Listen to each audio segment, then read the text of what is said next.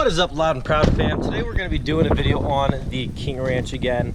I'm trying to stress the fact that I am out of town right now, and so I can't do videos on my Cummins every day. Like, I've been getting tons of comments, you know, like, why haven't I seen the truck? Your videos lately have been boring. We want to see build stuff, but I currently don't have the truck with me, so just gonna have to make do with what I can and try to get you guys at least some kind of video, unless you guys would rather see no content at all for the next week. So I'm gonna take the bet that I should at least make some kind of footage for you guys, and that's what I'm gonna do. Today I'm with the KingRanch, and I'm gonna be going through a list of things that I hate about these new diesels, and this is all pretty much gonna apply to the KingRanch and pretty much all across the board.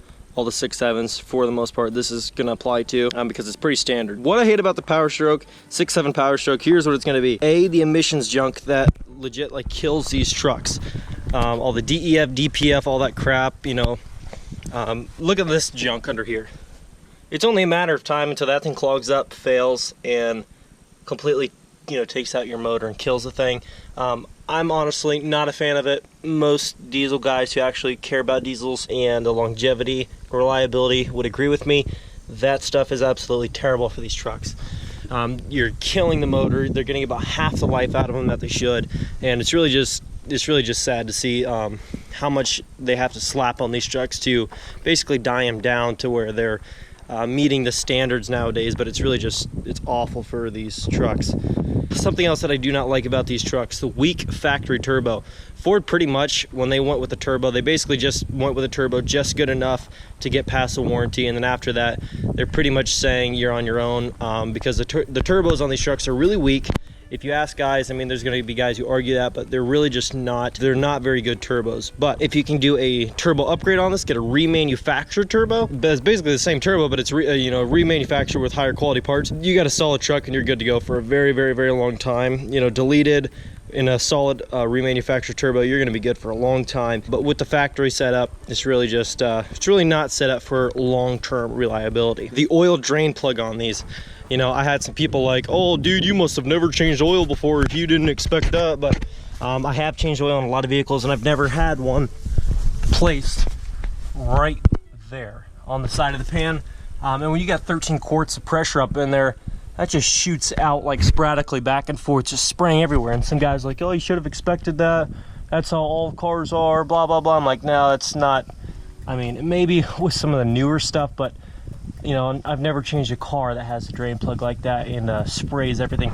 Usually on everything I've done, you know, the Dodge, the 7.3, stuff like that, even my truck, it's placed directly under the pan, which makes logic. So you can take the plug out and it just shoots straight down into your pan and not spraying in randomly. The stream keeps moving because as the oil drains, it'll just, you know, it just changes. So it's just really unpredictable.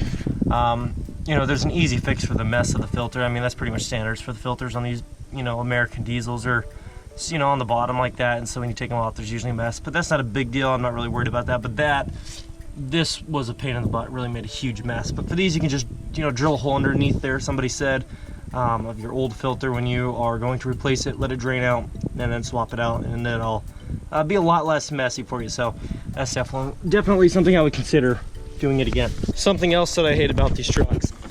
Let me give you a little bit of a look here. For those of you who haven't seen under the hood of a 6.7, or even if you have, this is just something that I am not a huge fan of. Maybe some of you guys like this, but I absolutely do not.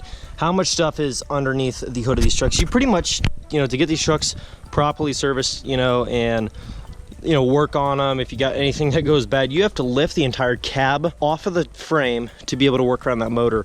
I've been around a lot of guys who work at Ford dealerships and factories, and well, mostly just dealerships to service these trucks, and they say that you basically have to remove the entire cab just to work on the motor because it is so packed in there.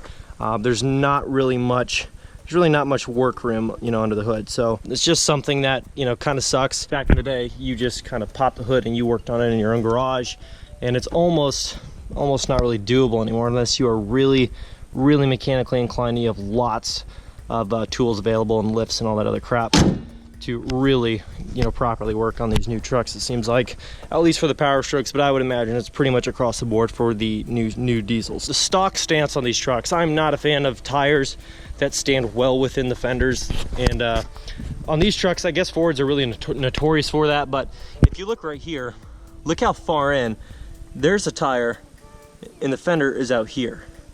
I'm just not a fan of it because when you're driving down the road, you look behind and you're just like, your stance is just really, really poor.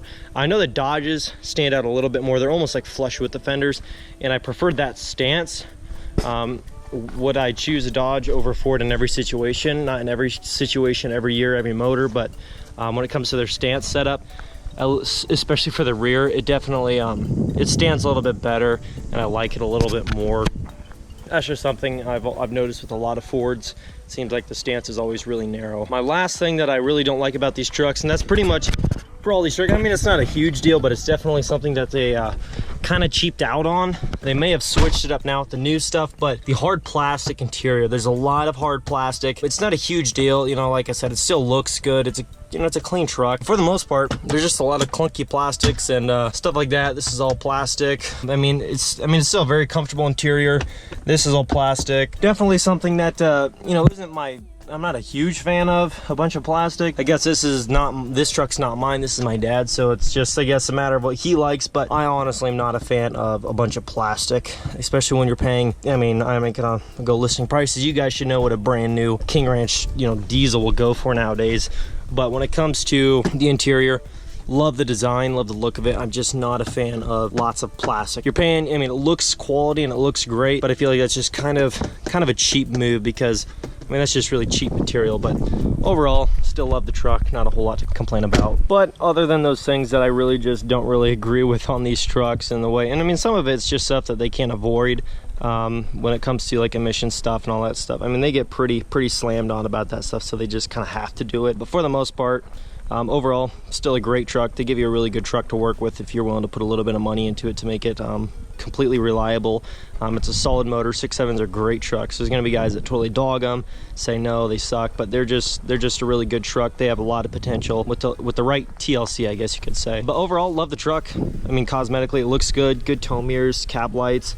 I love the, you know, the two-tone on them. I mean, just the paint, it all just looks really good on these trucks. You know, just enough chrome. Definitely is a solid truck overall, and I really do like it. Thank you guys so much for watching. I hope you guys enjoyed this little video, just kind of like the top things that I dislike about these new trucks and the way they have to be set up pretty much.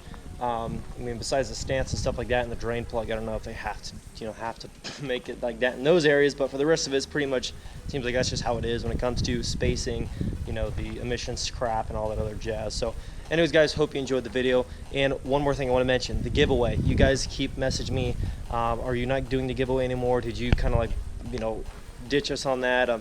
No, I'm still doing the giveaway. I'm just out of town right now, and so I just haven't really got a chance to do that, and I don't have the cash on me to send out. Otherwise, I would do that right now. So that's why. Basically, the money that I have in my wallet right now is for me to get home, and when I get home, yes, I will be doing the giveaway. I did not forget about that. I'm not just, you know, saying, hey, like and comment on my videos. I'm not going to, you know, actually give away the money. I really am going to do it. So thank you guys so much for watching. Hope you guys enjoyed the video. If you did, please leave a like, comment below, subscribe if you're new, and I'll catch you guys in the next video. Peace. Doing what I love, going day to day, but I know it takes time and I'm patiently waiting. Sometimes I contemplate, cause one day you feel so close and the next is out of sight. But I know I gotta hold on tight to go back to just going out every night. Like if I'm about to let it go now, I can live alright, live a normal life, doing 9 to 5. But I know I'm more than that. I gained this skill, wasn't born with that. At the end of the life, it's a memory.